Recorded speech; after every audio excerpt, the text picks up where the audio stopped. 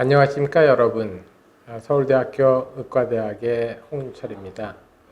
오늘 제가 여러분과 함께 할 그런 강의는 환경호르몬과 어린이 건강입니다. 혹시 강의가 끝나면 또는 강의 중이라도 질문사항이 있으면은 그 질문창에 질문 남겨놓으시면은 나중에 그 질문에 대해서 또 답변을 드리는 또 그런 시간도 같이 마련되어 있습니다. 그래서 지금은 이제 강의를 먼저 시작하도록 하겠습니다.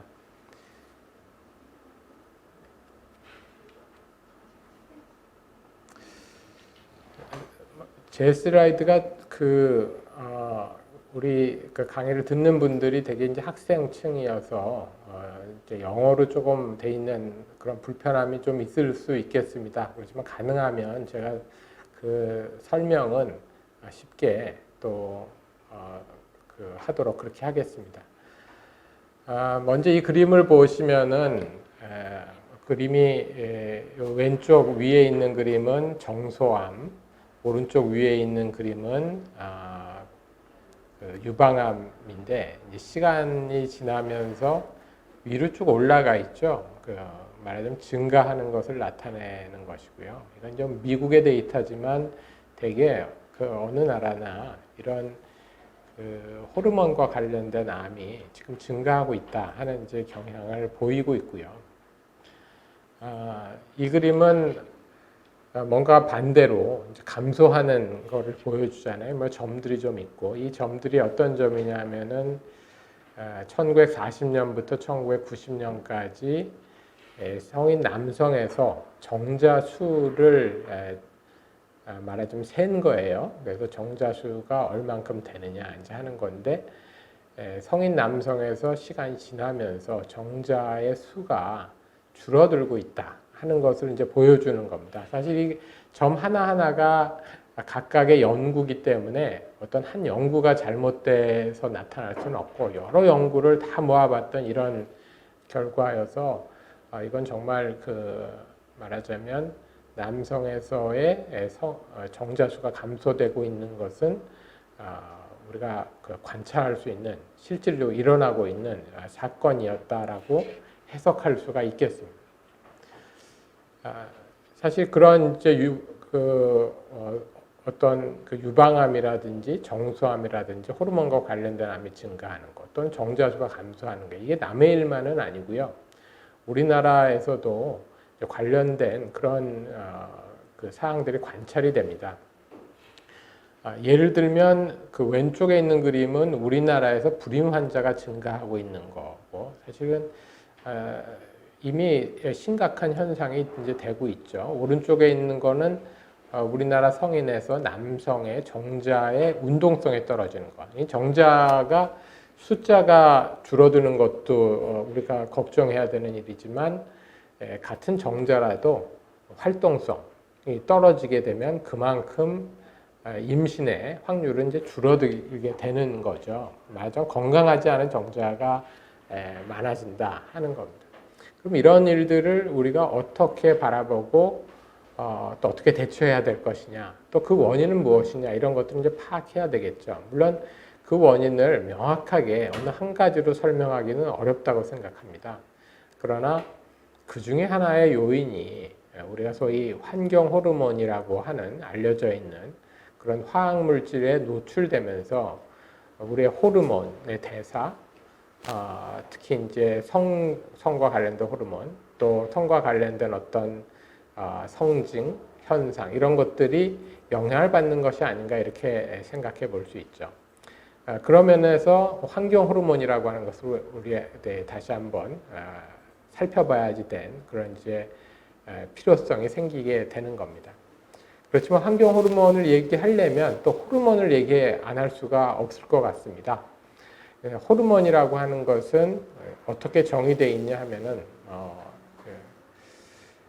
우리 몸에서 호르몬 사실은 화학 물질이고요. 우리 몸에서 만들어낸 화학 물질입니다.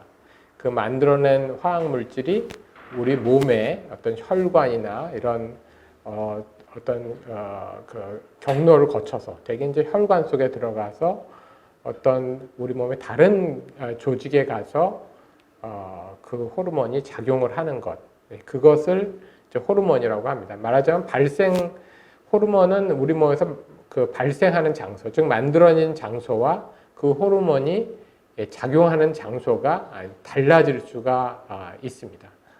예를 들어서 콩팥 위에 있는 부신이라는 곳에서 만들어진 어떤 호르몬이 실제로 작용하는 것은 다른 기관에 가서 작용한다. 이렇게 얘기할 수 있죠. 즉 만들어지는 곳과 작용하는 곳이 다른 그런 이제 특성을 갖고 있습니다. 그것이 무슨 의미냐 생각해 봐야지 되는 건데요. 그래서 그런 부분을 좀 설명해 드리려고 합니다. 즉 만들어지는 곳과 작용하는 곳이 다르기 때문에 반드시 그 작용하는 곳에서는 그 호르몬을 받아서 그 작용하게끔 만드는 역할을 하는 호르몬 수용체라고 하는 게 있거든요. 그 호르몬 수용체에 그 호르몬이 붙어서 결합을 해야지만 실제로 호르몬의 작용을 하게 됩니다. 그러니까 어떤 혈액을 타고 호르몬이 떠돌다가 어떤 기관의 호르몬 수용체에 붙어서 그 기관에 영향을 주는 것. 그게 호르몬의 작용의 기전이라고 할 수 있는데요. 그래서 호르몬 수용체가 굉장히 중요하죠. 여기 이제 세포에 이렇게 다양한 호르몬 수용체가 있다는 걸 보여주는 이제 그림이고, 거기에 붙은 어떤 인슐린이라든지 또는 그 성장 호르몬이라든지 이런 것도 이제 붙어서 작용을 한다 이제 하는 겁니다.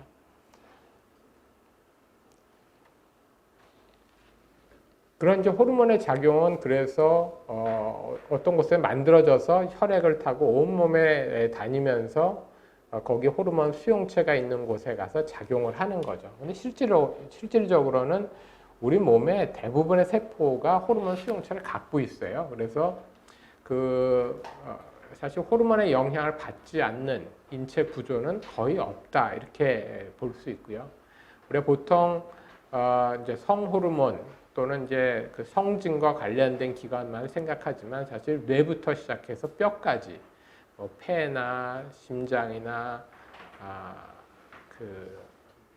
기관지나 또 콩팥이나 다 사실 호르몬이 어느 정도 다 작용을 한다 이렇게 볼 수 있고요. 자, 그럼 호르몬의 그 화학적인 구조를 한번 좀 살펴볼까요? 제가 호르몬은 우리 몸의 어떤 기관에서 생성된 화학물질이고 그 화학물질이 혈액을 타고 가서 호르몬 수용체를 거쳐서 다른 조직에 가서 작용을 한다. 이렇게 제가 설명을 지금 드렸죠. 근데 그 호르몬은 실제로는 화학물질이다. 또 이렇게도 말씀드렸습니다. 그럼 어떤 화학물질일까 하는 것을 좀 살펴보도록 하려고 합니다. 호르몬은 화학물질이고 화학물질은 되게 구조를 갖고 있잖아요. 예를 들면 우리 에스트로겐이라고 하는 여성 호르몬, 이제 오른쪽 밑에 보시면은 이런 에스트로겐의 화학물질 구조가 이렇게 있고요. 거기서 조금 왼쪽으로 가보면 남성 호르몬이라고 하는 테스토스테론 화학물질 구조가 있죠. 그 위에 이런 이제 성호르몬 외에도 굉장히 많은 호르몬들이 있어요. 우리 코티졸이라고 하는 스테로이드 호르몬, 또 알데스테론이라고 하는 호르몬, 이런 호르몬들이 있습니다. 사실 여기 나와 있는 이 호르몬들은 우리 몸에서 매우 중요한 작용을 하는 호르몬입니다. 그런데 이 그림을 잘 보시면 어느 게 어느 건지를 참 구분하기 어렵다는 생각이 들죠. 사실은 아주 전문가가 아닌 분들한테 이걸 보여주면 거의 비슷하다고 얘기를 하고요. 실제로 전문가한테도 이렇게 보여주고 이 페이지를 닫고 다시 보게 하면 잘 구분을 못합니다. 그런 이유는 뭐냐면 이 호르몬들은 다 그 왼쪽 상단에 있는 콜레스테롤이라고 하는 원래 물질에서부터 변형이 된 화학물질들이거든요. 그러니까 우리가 콜레스테롤을 먹게 되잖아요. 섭취하게 되면 그 몸속에 들어가서 그것을 호르몬이라고 하는 화학물질을 만드는 재료로 사실 사용되기 때문에 각 호르몬들은 다르긴 하지만 굉장히 비슷한 구조들을 많이 갖고 있다. 왜 그러냐면 원재료가 콜레스테롤이라고 하는 하나의 재료이기 때문에 사실 그런 거거든요. 그래서 말하자면 남성 호르몬, 여성 호르몬 매우 다르다고 생각하지만 이런 그 여성 호르몬과 남성 호르몬의 구조를 들여다보면 어디가 다르지? 하고 이렇게 볼 정도로 굉장히 비슷합니다. 그 외에도 사실은 매우 비슷하죠. 사실 이런 비슷한 속성, 이제 우리가 similarity, 유사성이라고 얘기를 하는데, 근데 이런 유사성은 사람이 갖고 있는 그런 호르몬, 간에만 있는 것이 아니고 굉장히 많은 그 물질에서 말하자면 그 어떤 휘발유라든지 또는 그 석유 화학 물질의 연소 물질 또는 약품 이런 데에서도 비슷한 구조들을 많이 갖고 있습니다. 이제 이쪽 여기서 보이는 게 이제 여성 호르몬 에스트로겐인데 물론 좀 다르긴 하지만 그렇지만 뭔가 비슷한 그런 속성들이 보이는 게 이런 약물이라든지 또는 오염 물질이라든지 뭐 DDT, 뭐 PCB, 비스페놀 A 뭐 이런 겁니다. 그 다음에 어떤 식물에서 어떤 나오는 물질들 이런 것들이 또 비슷한 어떤 부분들이 있다 이제 하는 거죠. 자, 그럼 이 비슷한 부분이 있다는 게 사실은 환경 호르몬에 있어서 굉장히 중요한 부분입니다. 말하자면 비슷한 게 있으면 사실은 구분을 하기가 어려운 부분이 있다는 것과 이제 같은 거죠. 사실 우리 몸속에는 말하자면 화학 물질이 혈액을 타고 만들어진 호르몬이 혈액을 타고 돌아다니면서 호르몬 수용체랑 붙어서 작용을 한다. 제가 이렇게 말씀을 드렸고요. 과거에는 화학 물질을 많이 쓰지 않던 시절을 왼쪽에 있는 고속도로라고 생각을 하면은 이 도로가 혈관이라고 생각을 해보고 이 차들이 화학 물질들이라고 생각을 한번 해봅시다. 그러면은 이 화학 물질들이 조금씩 다 다르게 생겼죠. 다 차라고 하지만 다 다르게 생겨서 우리는 이 차들을 구분해낼 수 있고 구분하면 어디서 출발해서 어디까지 가는지를 또 이 차들은 자기 목적지를 잘 찾아갈 거라고 우리가 예측할 수 있죠. 오른쪽에는 굉장히 많은 차량이 있지 않습니까? 사실은 우리가 인류가 지금 1년에 만들어내는 화학물질이 1000에서 2000종 정도가 새로 만들어지고요. 현재 쓰고 있는 화학물질이 20만 종 정도 됩니다. 굉장히 많은 거죠. 그래서 사실 우리 몸속에는 측정해보면 굉장히 많은 화학물질들이 사실은 들어있습니다. 옛날에는 없던 화학물질들이죠. 왜냐하면 새로 만들어낸 화학물질들이 우리 몸속에 들어와서 돌아다니고 있기 때문에 적은 미량이지만 우리 몸에는 굉장히 많은 화학물질들이 있다 이제 하는 거죠. 다시 비유로 고속도로와 차를 비유하면 굉장히 많은 화학물질들이 있으니까 고속도로에는 굉장히 많은 차들이 물론 차들이 다 다르긴 합니다만 그러나 거의 구분하기 어려운 예를 들면은 이런 노란 차들은 거의 비슷하잖아요. 그래서 그냥 보기에는 똑같은 아주 자세히 들여다봐야지만 다른 이제 이런 거죠. 그럼 이 차들은 출발해서 이제 목적지까지 가는데 그 목적지에 가서 자기 차마다 어떤 꼭 가야 되는 도달해야 되는 그런 차고지에 잘 들어가냐. 왜냐하면 유사한 차가 내 차고지에 비슷하니까 내 차고지에 들어가 버리면 내 차는 못 들어가는 거잖아요. 그런 현상들이 우리 몸에서 사실은 생기고 있다 이제 하는 거고 그런 유사한 차를 호르몬에 비교하면 환경 호르몬이라고 하는 거고요. 원래 호르몬과 매우 비슷하게 생겨서 그 원래 호르몬의 작용을 제대로 못하게 하는 것. 그게 이제 환경 호르몬이라고 얘기할 수 있는 거거든요. 그래서 사실 환경 호르몬은 그런 정의를 보면 실제로 그렇습니다. 원래 자연적으로 작용을 하는 그런 호르몬의 생산이나 또는 이동이나 대사나 또는 수용체 결합이나 작용 또는 제거 이런 것과 관련돼서 원래 호르몬의 작용을 방해한다. 그래서 영어로는 엔도크라인 디스럽팅 케미칼이라고 얘기하죠. 그러니까 말하자면 호르몬의 작용을 방해하는 어떤 화학 물질이다. 이렇게 얘기를 합니다. 그래서 그 정의를 다시 한번 좀 간략하게 정리를 하면 호르몬과 유사한 작용을 해서 자극에 과도하게 반응하는 것, 그리고 호르몬이 부적절한 시점에 반응하게 하는 것, 호르몬의 수용체 결합을 차단 또는 방해하는 것, 호르몬의 생산을 억제하거나 과다하게 하는 것, 이렇게 정의할 수 있습니다.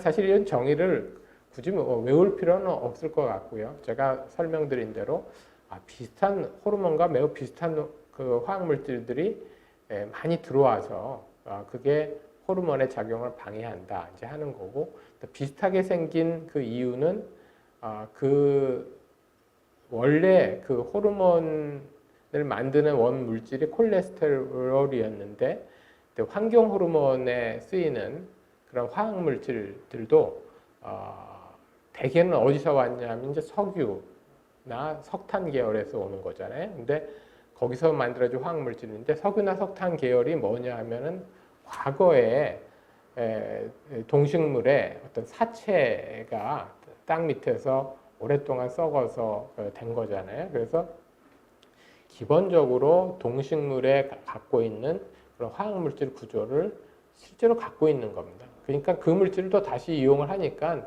결국은 비슷비슷한 화학 물질, 우리 몸과 비슷비슷한 화학 물질들이 있는 거죠. 우리는 그것을 생활에 많이 사용하게 되는 것이고요.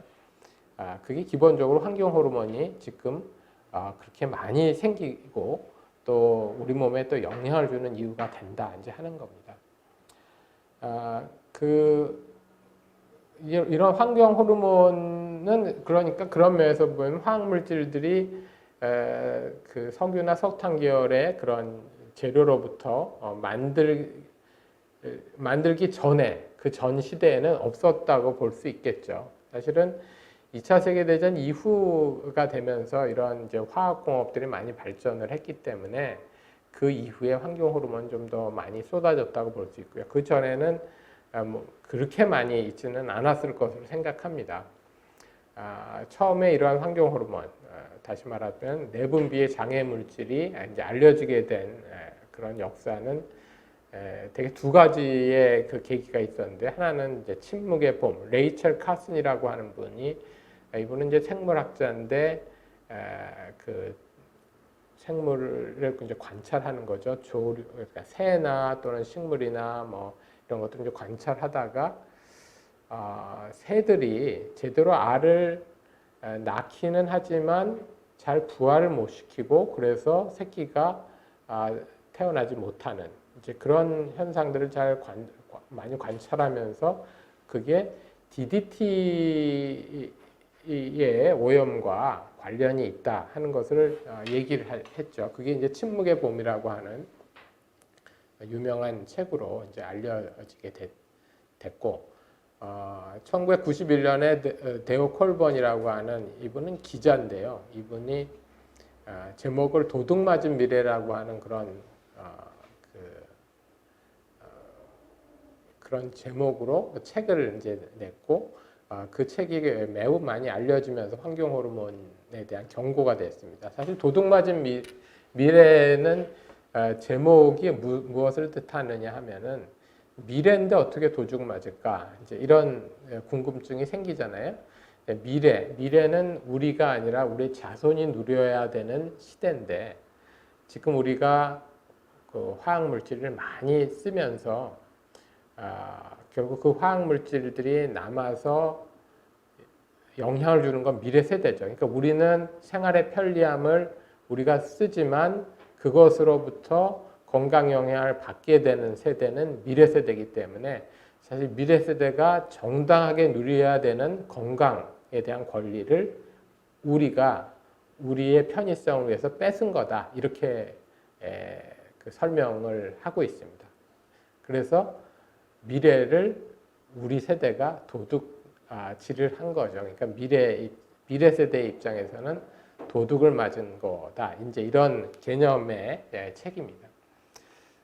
상당히 많은 그런 이제 영향을 줬고요. 그래서 그 이후로 환경 호르몬이 사회 전반적으로 많이 알려지게 됐습니다. 제가 몇 가지 특히 이제 제 연구실에서 많이 했던 연구들을 간략하게 이제 소개하도록 하겠습니다. 이 내용들을 깊게 소개하는 거는 큰 의미가 있을 것 같지는 않고요. 대개 이제 어떤 문제들이 생긴다는 걸 좀 설명하는 쪽으로 말씀드리겠습니다. 비스페놀 A 잘 알려져 있는 환경 호르몬이죠. 비스페놀 A 구조는 이렇게 생겼고요. 지금은 많이 이제 시장에서 우리가 특히 그 소비자 시장에서 특히 주방 기구나 뭐 식품 용기에서 많이 퇴출됐기 때문에 과거보다는 훨씬 낮습니다. 그러나 아직도 비스페놀 A의 생산량을 보면 산업적으로는 굉장히 많이 쓰이고 있고요. 이거는 이제 1930년대 가서 이게 에스트로겐과 에스트로겐, 즉 여성 호르몬과 비슷한 성질을 갖는구나 해서 심지어는 소한테 이걸 먹여서 살찌우는 약으로 쓰기도 했습니다. 그만큼 이제 에스트로겐과 유사성과 이제 그런 이제 거가 알려졌는데 사실은 그게 얼만큼 나쁘다는 거는 초기에는 이제 잘 몰랐고 그 다음에는 이제 알려지면서 지금은 뭐 그렇게 사료로 쓰거나 하지는 않습니다. 근데 이것을 잘 보면 비스페놀 A를 잘 보면은 이제 왼쪽에 있는 게 에스트로겐이고요. 요게 비스페놀 A인데 사실 모양이 좀 다르죠. 뭐 어떻게 보면 상당히 다르다. 이거는 다르다 이렇게 얘기할 수 있지만 제가 말씀드린 것처럼 호르몬의 작용은 호르몬 수용체와의 결합에 의해서 생기기 때문에 결합 부위가 중요한 거거든요. 전체가 중요한 게 아니라 결합 부위가 중요합니다. 근데 이 결합 부위가 똑같이 생겼어요. 결합 부위가 똑같이 생기니까 비스페놀 A가 마치 에스트로겐처럼 작용할 수 있는 겁니다. 이거는 열쇠 자물쇠와 같은 원리인데요. 이 열쇠, 이게 그 에스트로겐이라고 치고 에스트로겐이야지만 문을 열 수 있다. 그렇지만 모양은 다르지만 요 붙는 부위가 똑같으면 비스페놀 A도 문을 열 수 있는 거죠. 그렇게 되면 호르몬이 아닌 화학 물질이 원래 호르몬 수용체에서 문을 열고 들어가면 그 다음에 영향은 호르몬의 영향이 아니라 화학 물질의 영향이 생기는 거거든요. 근데 그렇게 돼서 여러 가지 우리 몸에 문제가 생길 수 있는데요. 에스트로겐은 근데 문제는 에스트로겐 수용체는 우리 몸에 거의 전부 모든 기관에 사실은 다 있다고 봐도 됩니다. 그렇기 때문에 비스페놀 A는 우리 몸에 아주 다양한 어떤 조직에서 영향을 줄 수 있어요. 그러니까 그 어떤 성호르몬의 영향뿐 아니라 어린이의 성장, 비만, 간 기능, 심장 질환, 당뇨 이런 데 영향을 줍니다. 예를 들어서 비스페놀 A와 어린이의 비만, 미국에서 나온 연구지만 비만에 영향을 주더라. 비스페놀 A에 많이 노출되면 비만해지더라 하는 거고요. 이건 저희 연구실에서 했던 연구인데 비스페놀 A에 많이 노출된 아이들이 학습 능력이 떨어지더라 하는 거. 또 하나는 어떤 그 사회 행동적인 그런 능력도 떨어져서 주의 집중도 안 되고 사회적 관계도 안 좋아지고 어떤 행동도 나빠지고 그러니까 공부 잘 못하고 행동이 좀 이상해져요. 그런 것과 관련이 있다 하는 것을 저희가 보고한 바가 있고요. 또 하나는 이거 초등학교에 가서 1학년부터 6학년까지를 쭉 1, 2학년 우리 학생들을 쭉 관찰하면서 저희가 천식이 생기는지를 봤더니 비스페놀 A에 노출됐던 더 많이 노출된 아이들이 천식의 위험도가 더 많이 높아지더라. 이제 이런 결과도 저희가 보고한 바가 있고요. 또 비스페놀 A가 높은 사람들이 특히 노년 인구에서 어르신들에서 간 기능이 떨어지다. 물론 우리가 그 노령 인구를 대상으로 했지만 아마 성인들에서도 마찬가지일 거라고 생각을 하고요. 비스페놀 A가 많이 노출되면 간 기능도 나빠지는 쪽으로 영향을 주더라 이제 하는 것이고, 이거는 저희가 혈압에 대해서 그 연구를 한 게 그 해외에서 알려지면서 이제 타임지에 이렇게 소개가 됐던 그 연구입니다. 이 연구는 비스페놀 A가 지금 어디에 많이 있냐면요, 이제 식품 용기 같은 데는 많이 없어졌지만 통조림 캔에는 아직도 비스페놀 A가 있습니다. 통조림 캔 안을 보면 이렇게 투명하게 반짝거리는 그 캔 내부가 있거든요. 거기에 비스페놀 A가 코팅이 돼 있어요. 녹슬지 말라고 사실은 한 건데 음식 속에 통조림 속에 있는 거기에 조금씩 녹아들어 나올 수 있습니다. 그래서 저희가 통조림 캔과 또 유리병에는 그런 게 없으니까 환경오염이 없으니까 두 군데 이제 들어있는 음료를 가지고 연구를 했는데 역시 캔을 섭취한 군에서 혈압이 높아지더라 하는 것을 저희가 보고를 했고요. 그래서 비스페놀 A가 높을수록 혈압이 높아지더라. 저희가 이러한 보고를 했고 그 이후에 많은 또 이 연구들이 전 세계적으로 많이 수행이 돼서 비스페놀 A가 혈압을 높인다 하는 것은 이제 많이 잘 알려져 있는 거고요.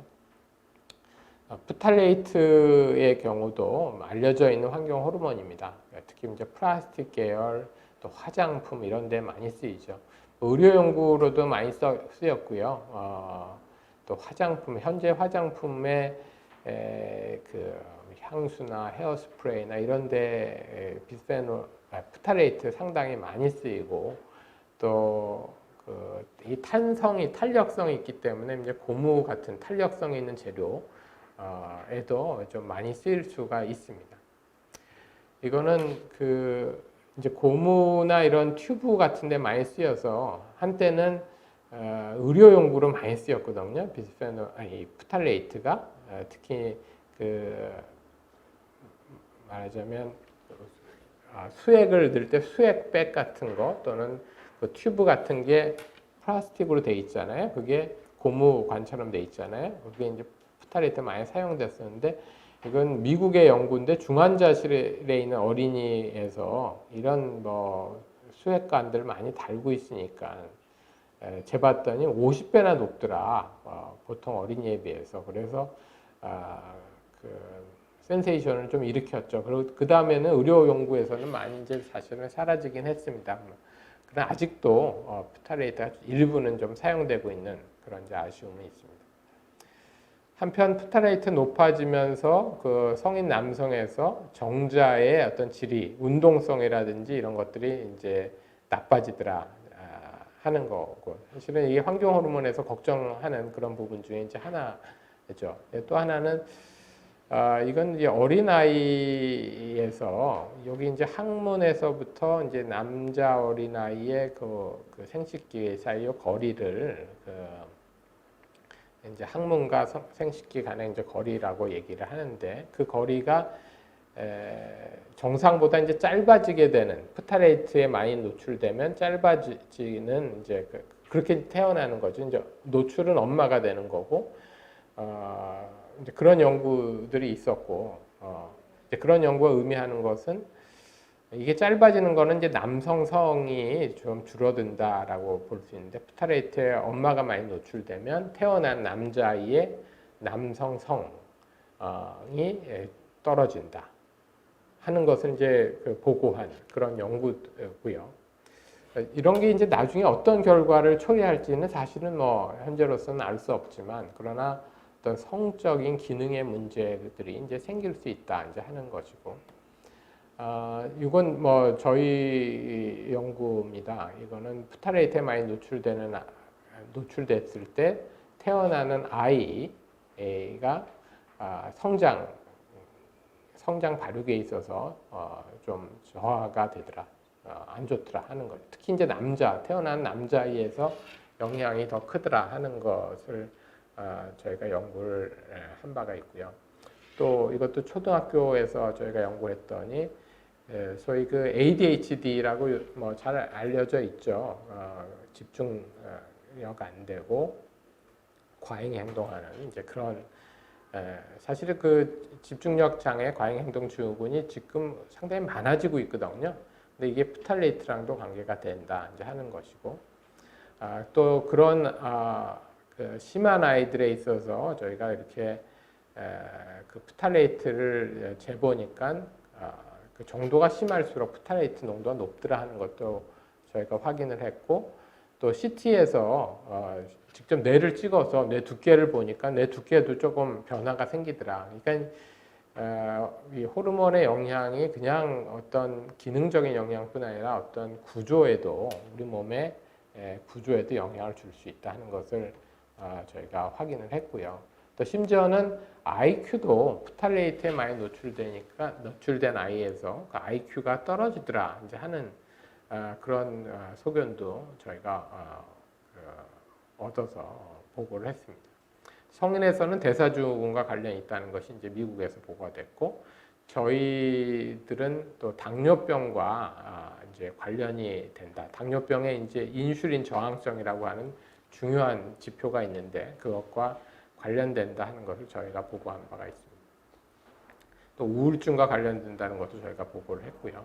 또 노인에 있어서 노쇠 현상, 특히 힘이 떨어지는 현상과 프탈레이트와의 관련성, 이것도 저희가 보고를 했습니다. 그렇게 보면 굉장히 프탈레이트는 사실은 뭐 정신 건강부터 시작해서 행동, 또 근력, 또 당뇨병, 뭐 대사증후군, 굉장히 다양한 그런 영향을 주고 있다 이제 하는 것을 알 수가 있죠. 그게 사실은 환경 호르몬의 또 특징입니다. 어떤 한 기관에만 영향을 주는 것이 아니라 전신에 다양한 영향을 준다 이제 하는 것이고요. 끝으로 한 가지 더 화학물질을 소개시켜 드리면 과부라 화합물인데, 이건 아직까지 뭐 그렇게 많이 알려져 있지는 않지만 그러나 최근에 많이 사용이 늘어나고 있어서 한번 그 결과를 잠깐 소개시켜 드리려고 합니다. 어떤 거냐면, 굉장히 쓰임이 많아서 뭐 다 말씀드릴 수는 없고, 이게 프라이팬에 이런 눌러붙지 말라고 하는 그런 여기 코팅 재료에 이런 과부라 화합물이 사용되고 있고요. 또는 의복 같은데, 테프론으로 만든 의복 같은데 이제 사용되고 있습니다. 실제로 사용되고 있는 과부라 화합물 굉장히 이제 여러 종류가 있고요. 그렇지만 저희가 연구한 결과를 좀 소개시켜 드리면,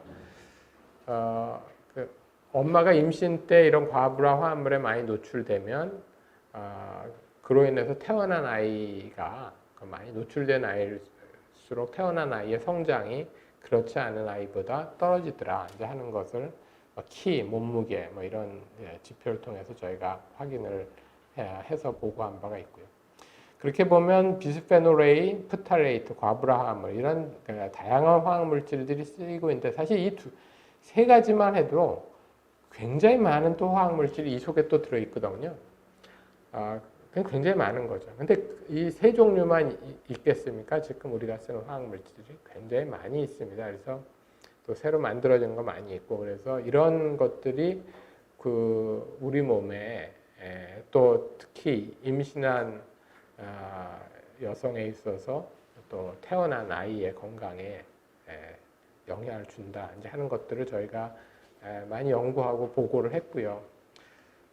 결국 일상생활에서 우리가 이런 화학물질, 특히 플라스틱 계열의 화학물질, 또 새로운 화학물질들을 어떻게 현명하게 잘 써야 되느냐 하는 것이 중요한 숙제가 된다고 저는 생각을 합니다. 이상으로 저의 강의를 마치고요. 질문이 있으시면 적어주시고 나중에 다시 모아서 다시 말씀드리도록 그렇게 하겠습니다. 감사합니다.